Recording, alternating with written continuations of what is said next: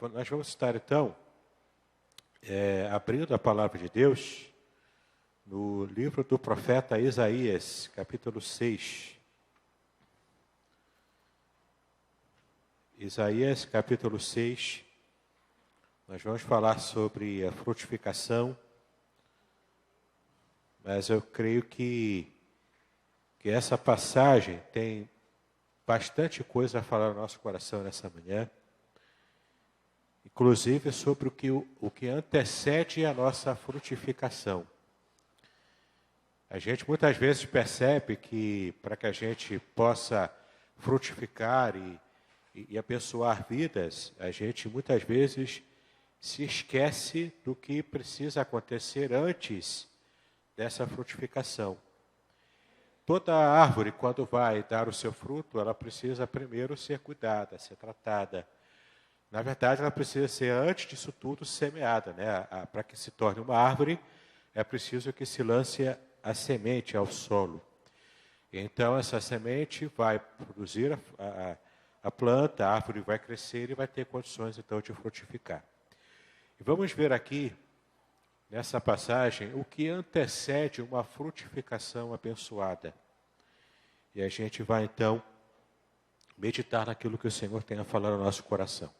Isaías capítulo 6, a partir do primeiro versículo, que diz: No ano em que morreu o rei Uzias, eu vi também ao Senhor assentado sobre o alto e sublime trono, e a cauda do seu manto enchia o templo.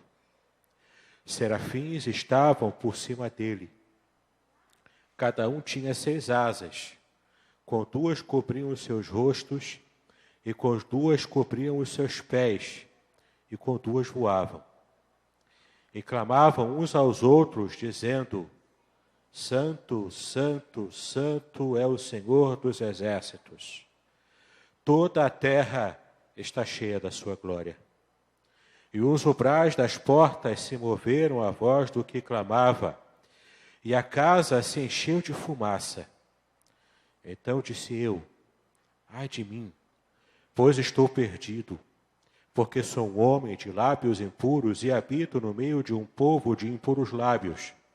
E os meus olhos viram o Rei, o Senhor dos exércitos. Porém, um dos serafins voou para mim, trazendo na sua mão uma brasa viva que tirara do altar com uma tenaz.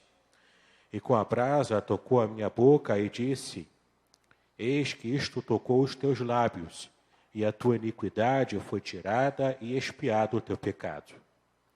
Depois disto ouvi a voz do Senhor que dizia: A quem enviarei? E quem há de ir por nós? Então disse eu: Eis-me aqui, envia-me a mim. Então disse ele: Vai, e dize a este povo: Ouvis de fato e não entendeis, e vedes em verdade, mas não percebeis. Engorda o coração deste povo, e disse-lhe, e faz-lhe pesados os ouvidos, e fecha-lhe os olhos, para que ele não veja com os teus olhos, e não ouça com os seus ouvidos, e nem entenda com o seu coração, e nem se converta e seja sarado. Então disse eu: Até quando, Senhor? E respondeu: Até que sejam desoladas as cidades, e fiquem sem habitantes, e as casas sem moradores, e a terra seja de todo assolada.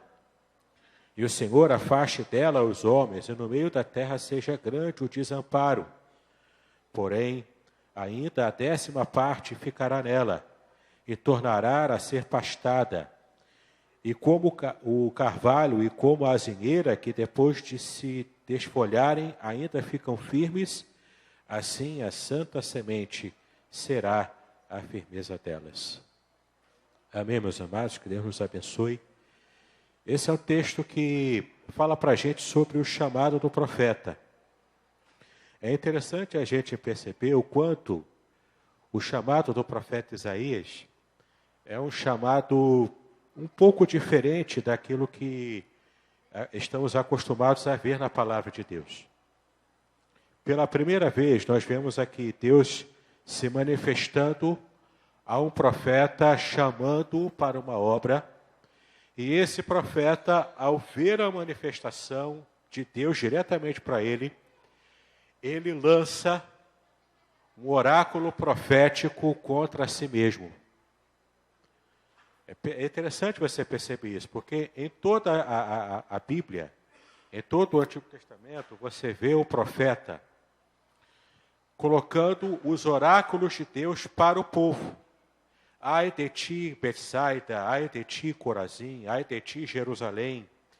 E essa expressão, ai de ti, é uma expressão que simboliza esse oráculo profético, essa palavra de Deus, geralmente uma palavra de condenação, em que um profeta fala para um povo, fala para uma nação, fala para um rei, fala para alguém que estava em falta com Deus, e que Deus ia trazer conserto sobre essa nação, sobre esse rei, sobre essa pessoa.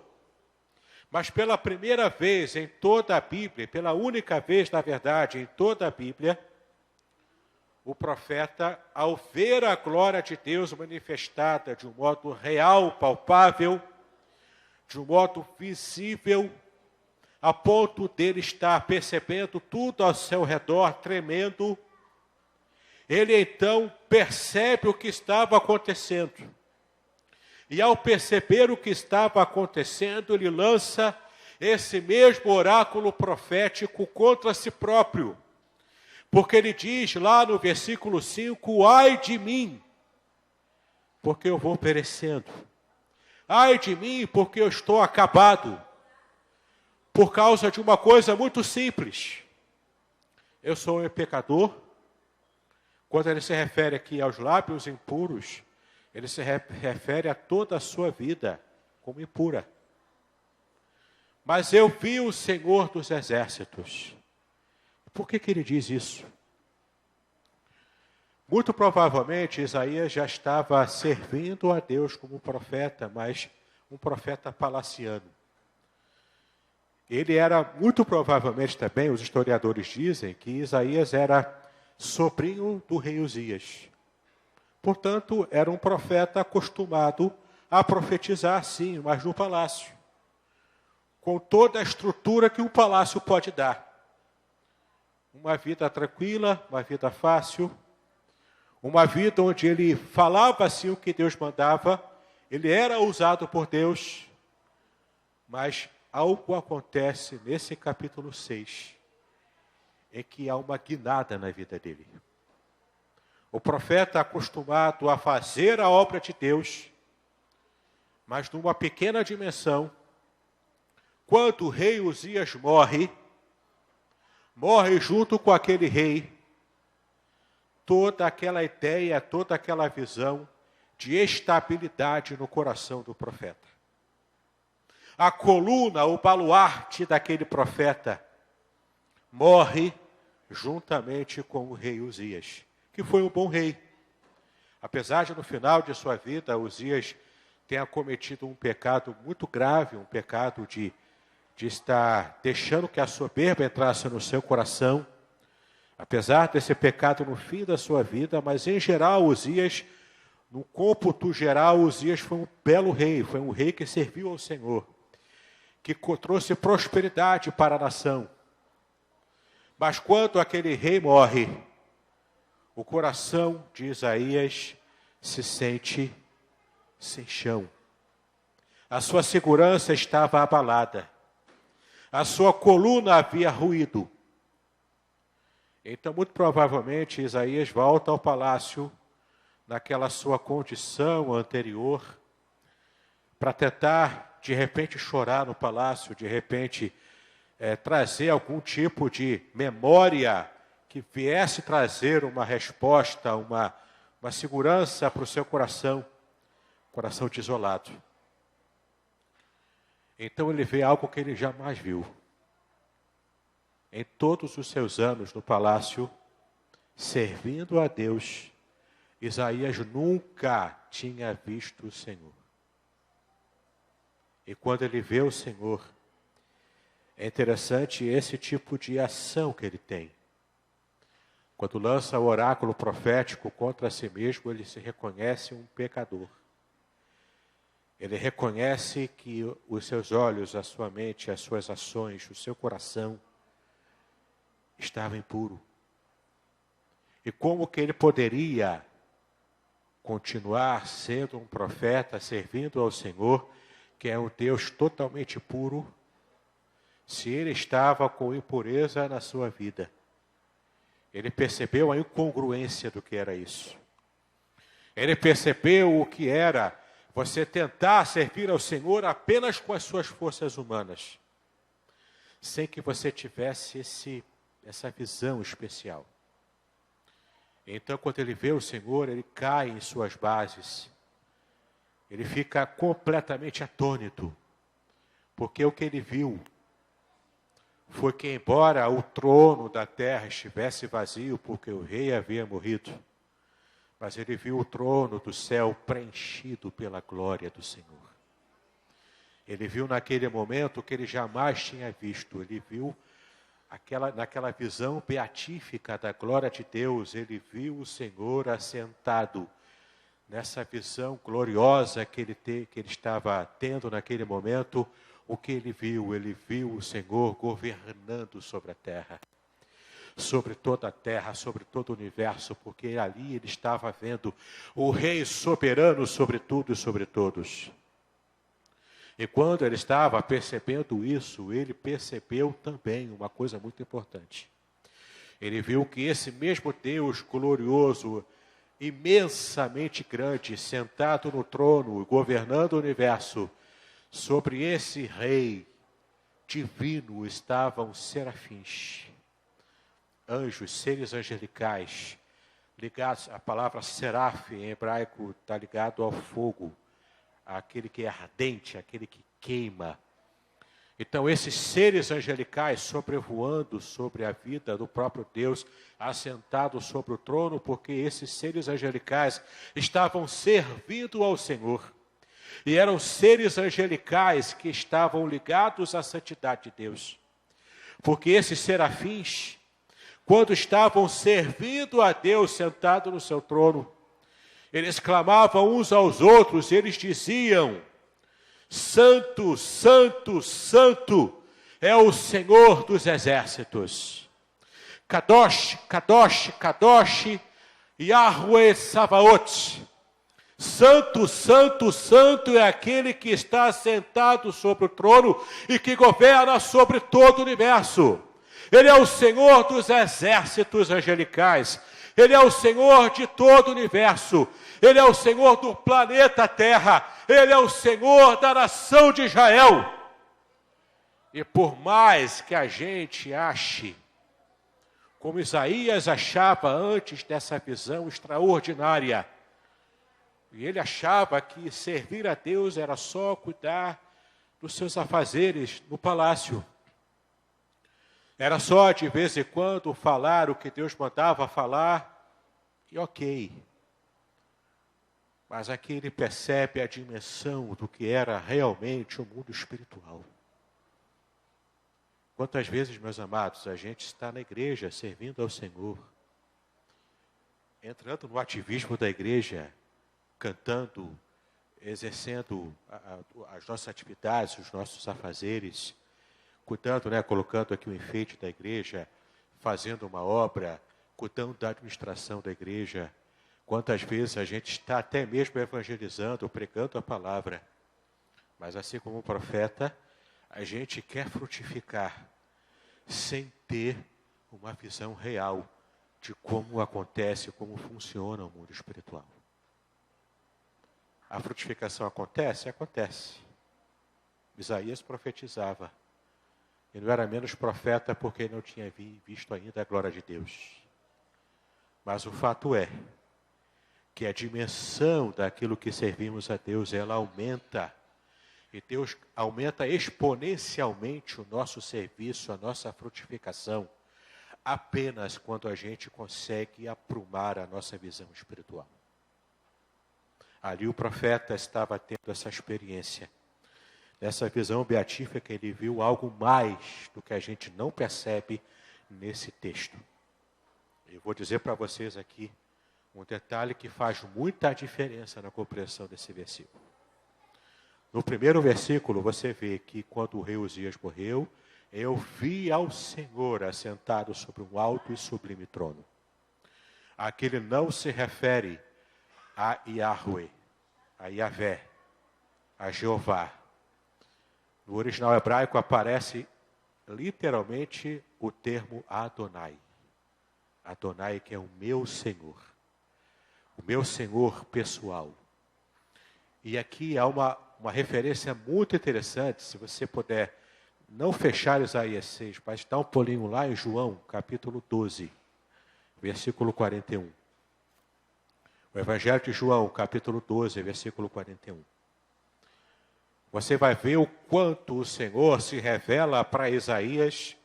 E de fato a gente percebe como Deus usou Isaías, ele sendo o profeta messiânico por excelência. Já nesse chamado especial que Deus faz para o profeta, você percebe um detalhe que está lá em João 12, 41. João capítulo 12, versículo 41. Deixa eu também abrir aqui, João 12, versículo 41. Quando Jesus estava falando com os fariseus, com aqueles de sua geração, e ele estava se referindo aqui ao fato de Jesus pregar o Evangelho para os seus, e os seus não o receberem. Os seus estavam rejeitando a palavra do Senhor, o Evangelho da graça. João capítulo 12, versículo 41.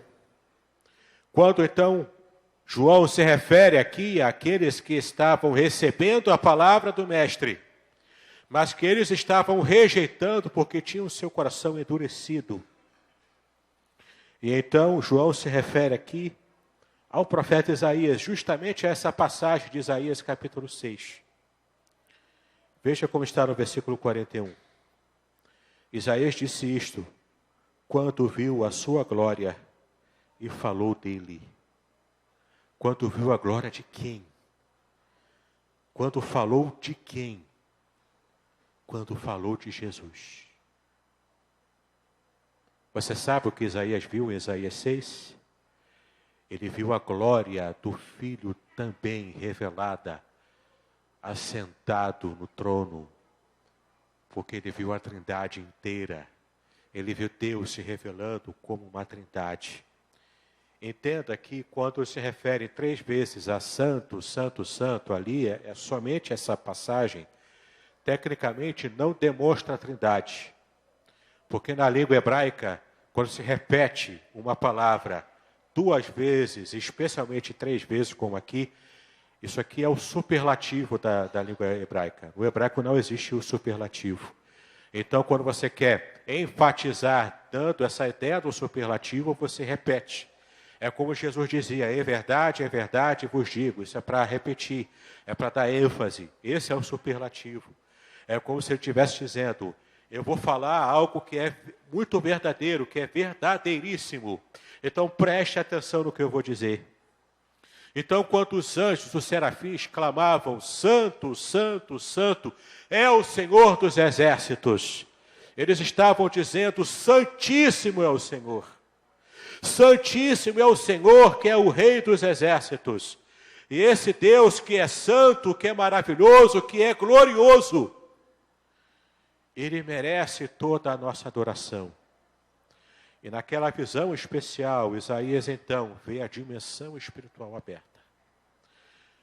Aquele véu é rasgado, a dimensão espiritual é revelada sem nenhum tipo de algo que estivesse tapando aquela visão. Ele vê a glória do Senhor, ele reconhece o seu pecado. E então o texto bíblico diz que um desses serafins que estavam circulando o próprio trono divino e proclamando a santidade completa e real de Deus, um desses serafins, naquele templo espiritual, naquele ambiente espiritual, ele pega uma brasa viva.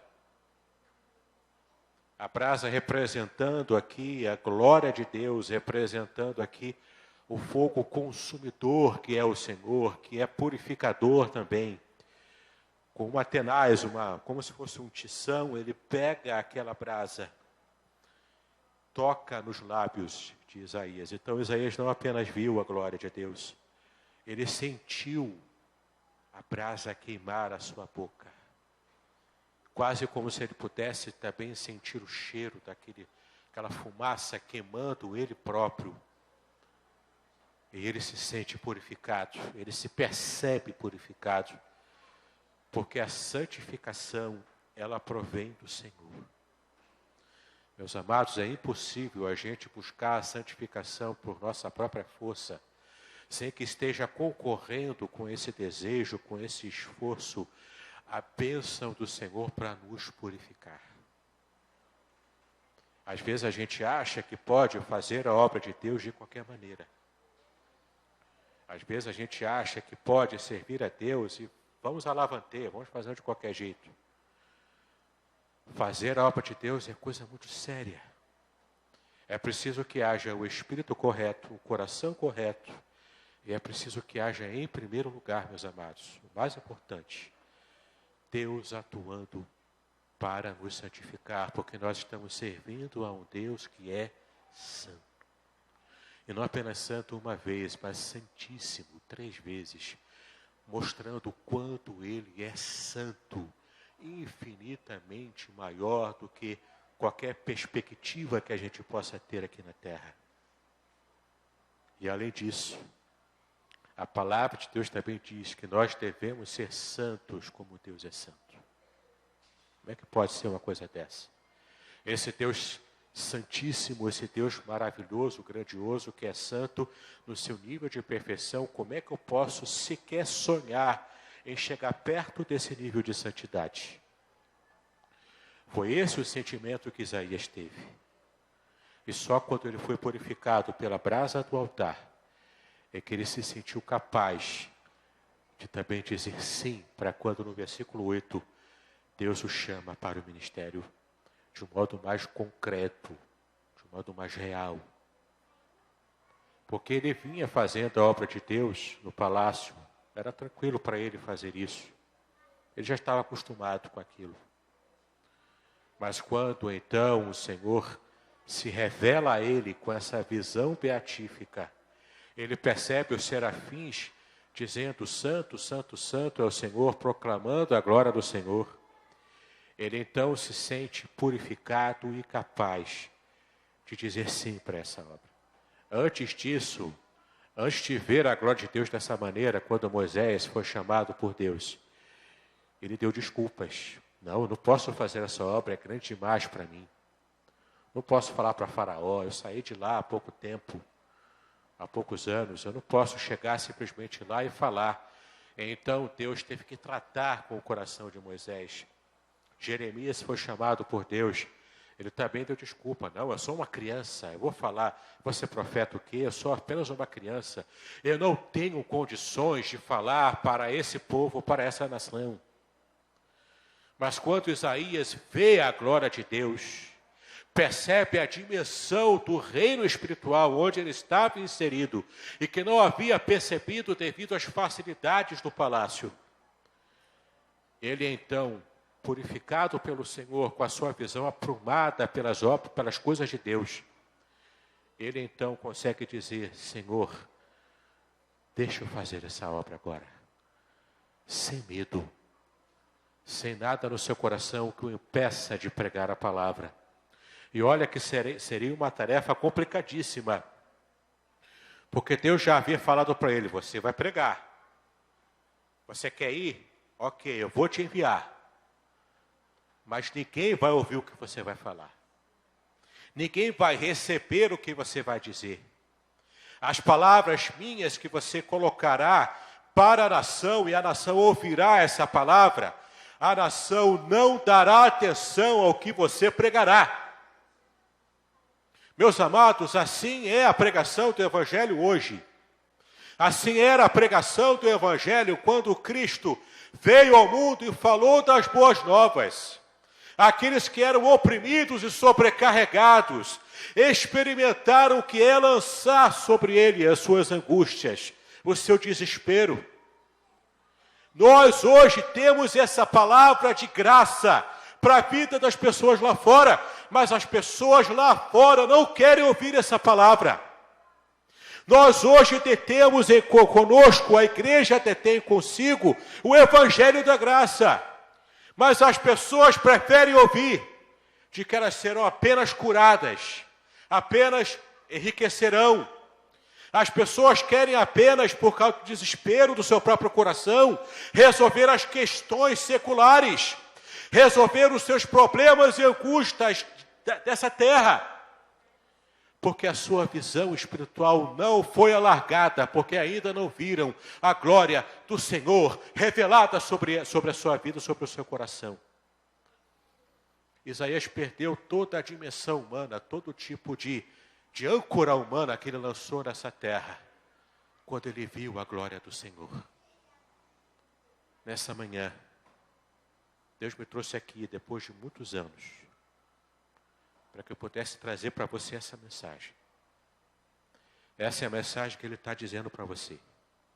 No ano da frutificação, nos 70 anos de organização da Igreja Congregacional de Vila Paraíso. É um marco grandioso.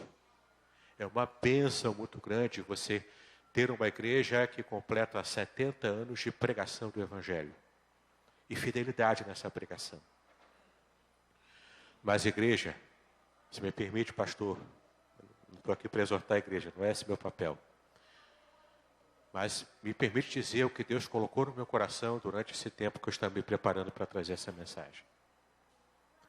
O Senhor está dizendo para vocês, meus queridos, jamais percam a dimensão real, que é a visão espiritual do ministério que Deus colocou para essa igreja exercer.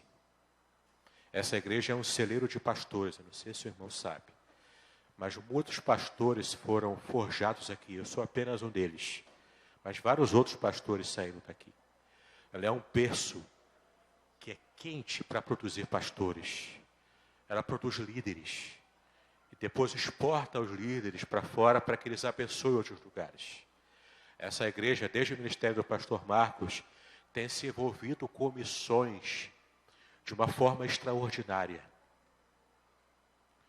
Mas não podemos jamais perder a visão espiritual do que é reconhecermos a nossa condição enquanto pecadores.